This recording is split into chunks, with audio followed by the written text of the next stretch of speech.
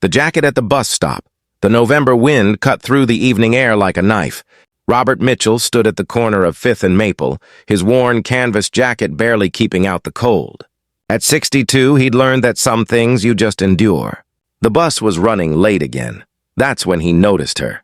She sat on the metal bench, arms wrapped tight around herself, shivering in clothes that weren't meant for this weather. A silk blouse, thin dress pants, no coat at all. She looked lost somehow. Robert had seen plenty in his years.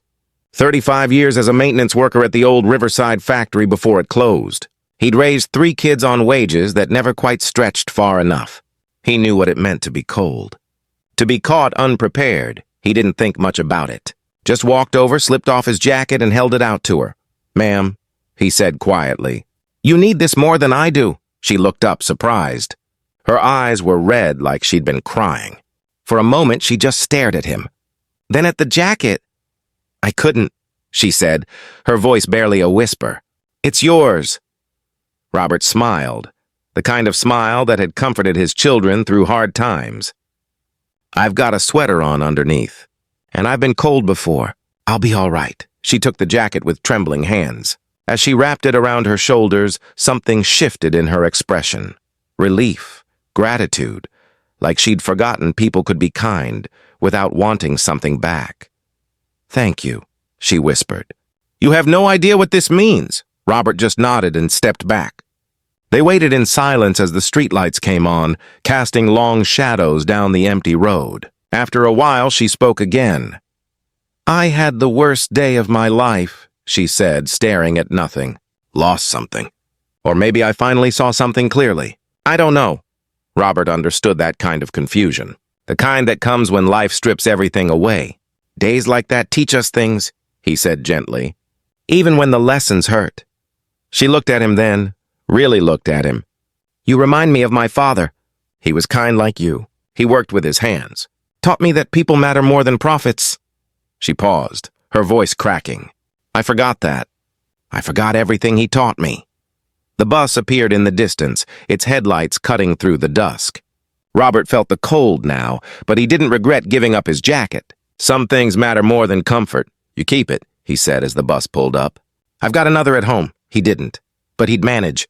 "Wait," she said quickly. "Please, I'm Margaret Chen. I'd like to return this properly." "To thank you." Robert smiled. "Robert Mitchell." "There's no need for thanks, Miss Chen.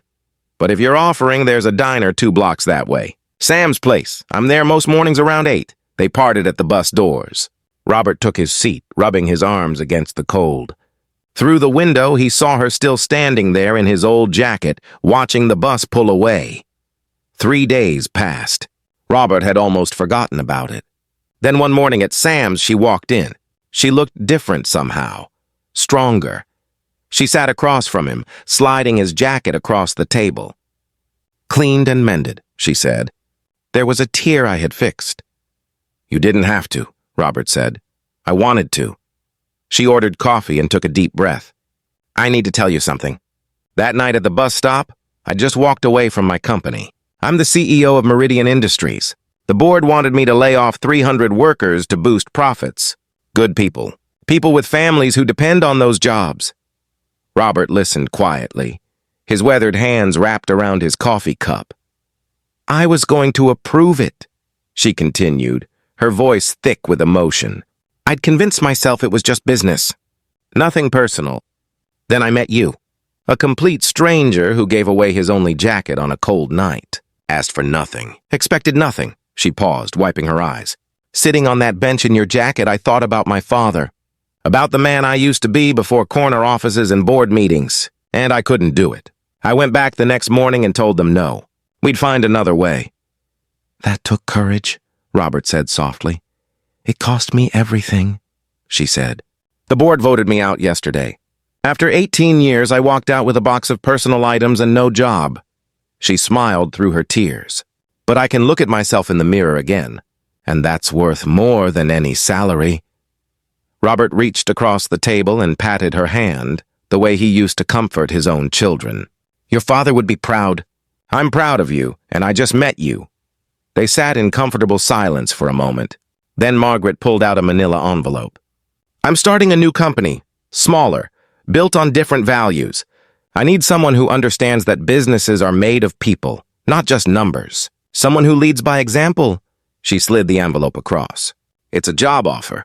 Facilities director, good salary, full benefits. But more than that, a chance to help me build something that matters. Something my father would recognize. Robert stared at the envelope. Miss Chen, I'm 62 years old. I've been out of work for 2 years. My father was 65 when he did his best work, she said. He told me the second half of life is for sharing what you've learned. Teaching younger people what really matters. She looked at him hopefully. I need someone who remembers that. Someone who still gives their jacket to strangers. Robert was quiet for a long time. He thought about cold bus stops and unexpected kindness. About how one small choice can ripple out in ways you never imagine. About second chances that come when you've stopped looking for them. Well then, he said finally, that gentle smile returning. I suppose we should talk about when I start. Margaret's face lit up like sunrise. Monday? Monday sounds just fine. Outside Sam's diner, the morning sun warmed the sidewalk. Two people who'd met as strangers in the cold were now partners in something new. Something built on the simple truth that kindness matters. That people matter. Robert had given away his jacket expecting nothing in return, and somehow, life had given him everything back. The warmth we offer others has a way of coming home to us, often when we need it most.